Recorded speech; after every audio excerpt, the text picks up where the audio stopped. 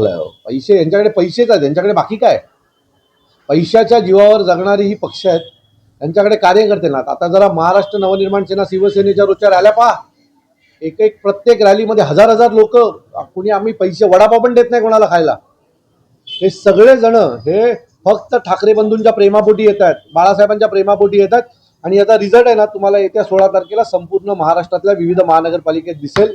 लोकसभेला जसा रिझल्ट आला होता तशाच प्रकारचा रिझल्ट तुम्ही यावेळेला अपेक्षित करू शकता.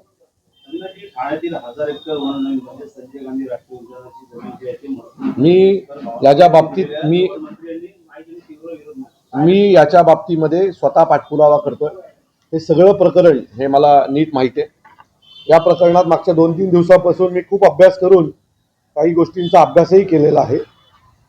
आणि तुम्हाला फक्त एक गोष्ट दाखवतो, ती जमीन कुठली आहे, म्हणजे तुम्हाला कळेल की नक्की चाललंय काय.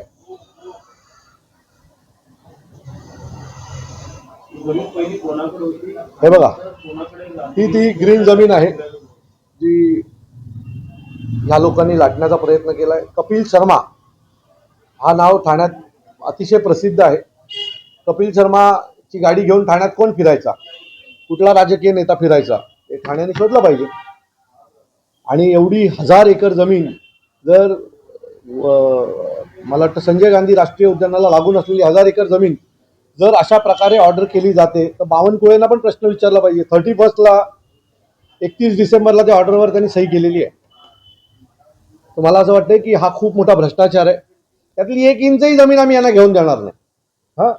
हे जे हिरवळ आहे ना जंगल 1000 एकरमध्ये, ते यांचा बाप नाही लावायला आला होता. त्यामुळे यांनी स्वप्न पण बघू नये की हे गिळली जाईल. आमचं रक्त सांडेल पण ही जमीन नाही आम्ही गळून देणार. सौदाच चालू आहे. अख्खा ठाणा विकायला काढलाय एका नेत्यांनी. अख्ख्या ठाणा विकायला काढलं या माणसाने. काही नाही ठेवणार ठाण्यामध्ये.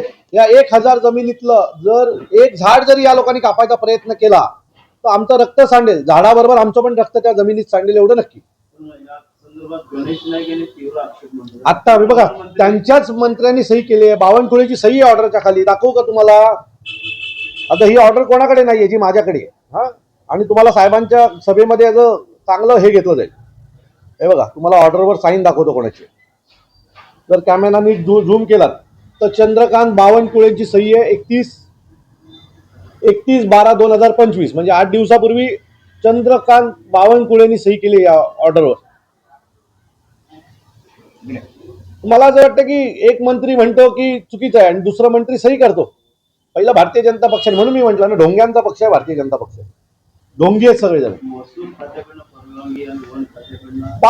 तुम्ही एकाच पक्षाचे मंत्री आहात ना, मुख्यमंत्री एकच आहे ना भारतीय जनता पक्षाचा. तुम्ही आपापसात ठरवून हे करायला पाहिजे होतं.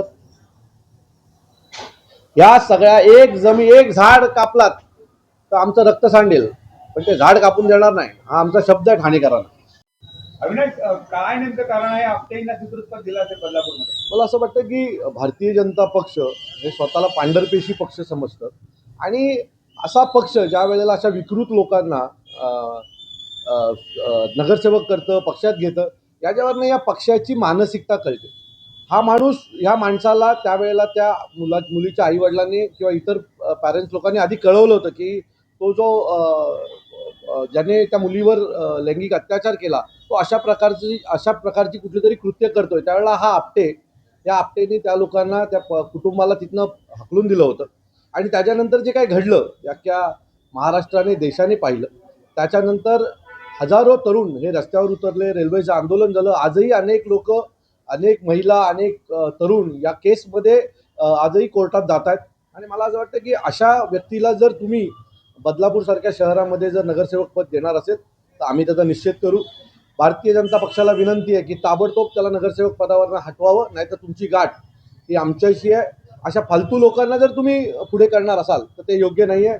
तुम्ही एका बाजूला बदलापूरमध्ये काँग्रेसच्या विरोधात प्रचार केलात, आज त्याच काँग्रेसच्या नगरसेवकांना तुम्ही तुमच्यात घेतलं. MIMला विरोध केलात, MIMच्या पाया पडलात सत्तेत बसण्यासाठी. मला असं वाटतं की काय नक्की भारतीय जनता पक्षाचं या राज्यात चालू आहे.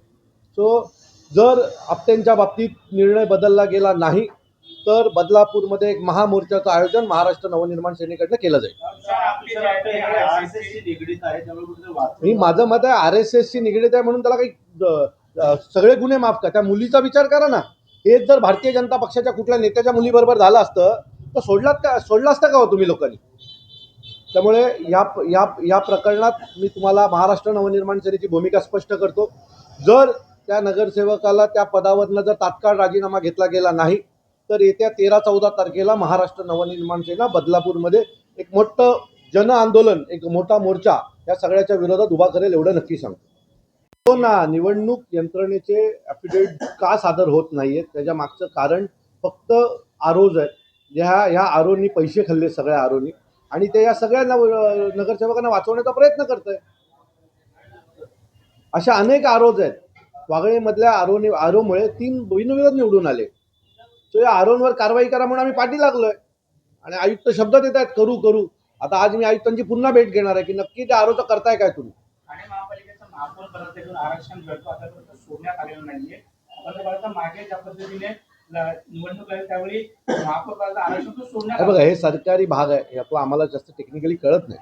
पण जर नियमांचं उल्लंघन होणार असेल तर याच्या बाबतीत निवडणूक आयोगाने लक्ष दिलं पाहिजे. 24 तासांचा अल्टिमेट तुम्हाला दिला होता आयुक्तांनी. आता आयुक्तांना मी काल त्यांना भेटलो. त्यांनी मला सांगितलं की आम्ही आमचा रिपोर्ट निवडणूक आयोगाकडे सादर केलेला आहे. योग्य तो ज्या गोष्टी घडल्या त्याच्या सहित निवडणूक आयोगाला रिपोर्ट सादर केलेला. लवकरच त्यांचा निर्णय आल्या आम्ही निर्णय घेऊ. पेक्षा जास्त असलेलं निरंतर आलंय. कारण मागचे 7 वर्ष प्रशासन नव्हतं, 8 वर्ष. त्यामुळे अनेकांनी अनेक पैसे कमवले. कोविडच्या काळापासून आत्तापर्यंत भ्रष्टाचाराचा खूप पैसा जमला आहे आणि त्या पैशाचा वापर केला असेल. मला असं वाटतं की हा चौकशीचा भाग आहे. निवडणुकीनंतर ह्याच्या बाबतीत इन्कम टॅक्स डिपार्टमेंट योग्य तो निर्णय घेईल.